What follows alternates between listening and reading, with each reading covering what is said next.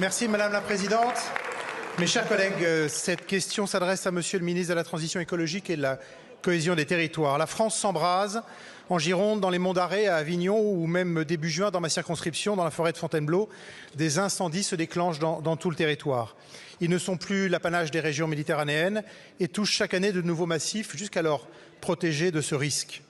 Je voudrais d'ailleurs que nous ayons ici une pensée, comme nous l'avons eu à l'instant, pour nos héros du quotidien, nos sapeurs-pompiers, nos militaires, les agents de la sécurité civile, de l'ONF, les services des collectivités locales, épaulés en Gironde par de nombreux bénévoles. En un mot, tous ceux qui nous protègent et luttent contre le feu avec courage et dévouement, parfois, à d'autres périodes, au péril de leur vie.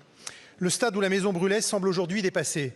Devant nos yeux, ce sont bien nos forêts, notre biodiversité, nos paysages et finalement la vie tout court qui se consument. Le constat est clair, le changement climatique assèche nos sols et la végétation. Il génère une plus grande récurrence des épisodes de feu. Un chiffre doit particulièrement nous alerter, 90% des feux sont dus à l'imprudence humaine. Une prise de conscience nationale sur l'ampleur de ce risque est indispensable. Je veux d'abord saluer l'augmentation inédite du budget de la sécurité civile lors du précédent quinquennat. 44% de plus en 5 ans, nous devons poursuivre et amplifier cet effort. Au-delà, et c'est l'objet de ma question, nous devons également développer des réponses plus structurelles. Je pense notamment à une meilleure application de l'obligation légale de débroussaillement, à la réalisation d'aménagements nouveaux pour protéger nos forêts et à des mesures de prévention afin d'éviter parfois les conséquences de la surfréquentation.